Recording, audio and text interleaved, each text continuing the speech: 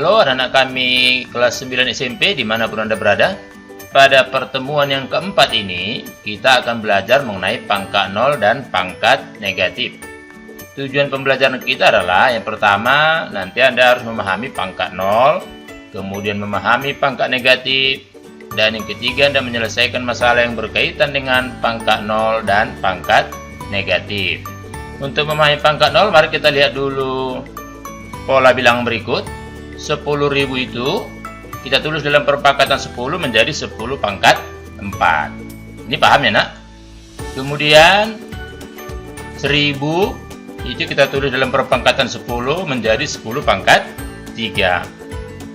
Kemudian 100 itu adalah 10 pangkat 2. Kemudian 10 itu adalah 10 pangkat 1. Pangkatnya tadi berkurang terus sehingga dapat 10 pangkat 0. Dari sini kita dapat bahwa 10 pangkat 0 nilainya 1. Coba kita lihat 2 pangkat 5 per 2 pangkat 5. Tentu kalau kita gunakan rumus pembagian perpangkatan yang sudah kita pelajari sebelumnya, ini pangkatnya kita kurangi ya. Jadi 2 pangkat 5 kurang 5. Tentunya kita dapat 2 pangkat 0. Sekarang kita lihat dulu bagaimana perhitungannya. Kalau kita hitung secara manual, tentu kita peroleh 2 pangkat 5 itu seperti ini ya.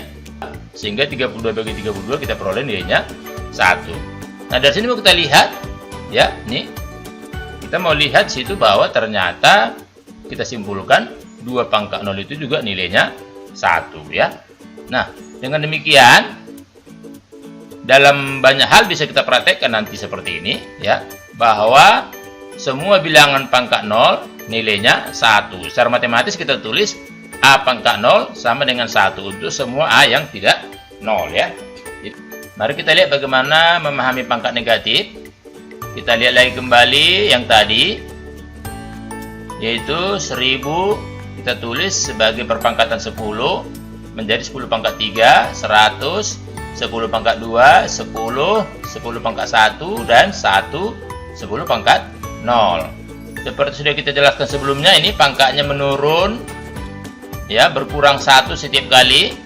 Dan setelah pada level ini kalau kita lanjutkan pembagian 10 di sini ya, 1000 bagi 10, 100 bagi 10, 10 bagi 10, dan 1 bagi 10 akan kita dapatkan 1 per 10 atau kita kenal dengan 0,1 ya. Dan itu kita dapatkan dalam bentuk perpangkatannya jadi 10 pangkat min 1. Ingat tadi ya, ini kan polanya tadi. Nah dari pola kita lihat. Dan kalau kita bagi 10 lagi ini kita peroleh 1 per 10 pangkat 2 atau 0,01 ya, atau 1/100. Dalam bentuk perpangkatannya kita tulis 10 pangkat min 2. Ini dari polanya tadi turun 1 pangkatnya terus ya. Jadi 10 pangkat min n ini sama dengan 1 per 10 pangkat n. Nah sekarang kita lihat lagi dari pembagian perpangkatan ini untuk lebih memantapkan pemahaman mengenai pangkat negatif. Nah 2 pangkat 3 dibagi 2 pangkat 5 seperti yang sudah kita temukan polanya sebelumnya pada pertemuan sebelumnya, itu pangkatnya kita kurangi. Jadi 2 pangkat 3 kurang 5 sehingga kita peroleh 2 pangkat min 2 ya. Nah kalau kita hitung secara manual seperti ini ya, kita peroleh ini tinggal ini di bawah ini 2 kali 2 atau 4 di bawah ya, bukan di atas. Jadi makanya jadi 1/4 atau 1 per 2 pangkat 2. Nah yang mau kita tunjukkan di sini bahwa ini 2 pangkat min 2 ini ternyata sama dengan 1 per 2 pangkat 2 gitu ya. Nah kemudian kita lihat lagi dengan pola yang lain, 1 per 4 pangkat 3. Bagaimana kita bikin?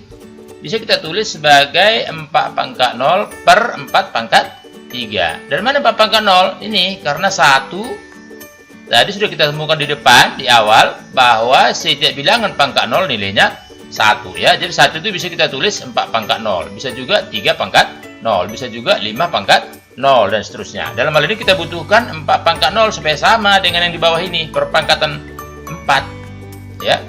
Nah karena sudah sama basisnya di sini, bilangan pokoknya, tentu pembagian ini pangkatnya kita kurangi seperti yang sudah kita kenal sebelumnya. Ini jadi 4 pangkat 0 kurang 3. Kita dapatkan 4 pangkat min 3.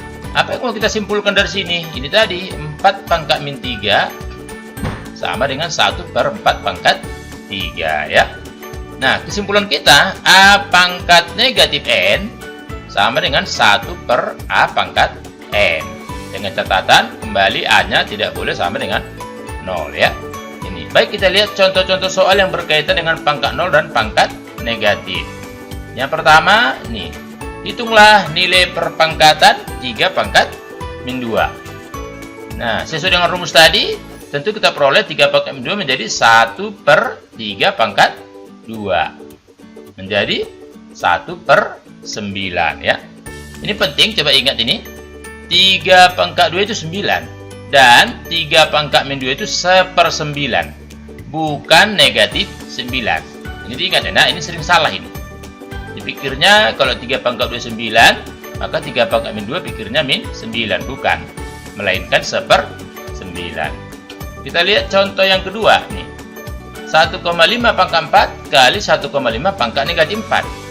Nah, karena ini perkalian dengan bilangan pokok yang sama ini, maka pangkatnya kita jumlahkan nih. Jadi 4 tambah negatif 4 sama dengan 0 ya. Jadi 4 tambah min 4, 0. Sehingga 1,5 pangkat 0 kembali seperti yang sebelumnya, bahwa setiap bilangan pangkat 0 nilainya 1 ya.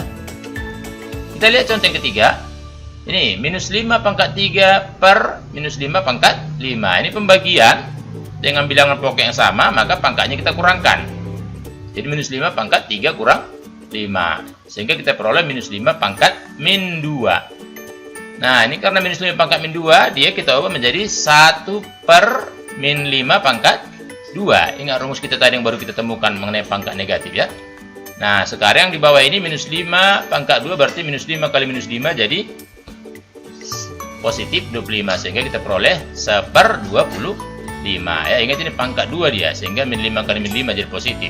Ada kata pangkat 3 tadi ini menjadi negatif 125 kalau pangkat 3 ya. Diperhatikan juga tandanya.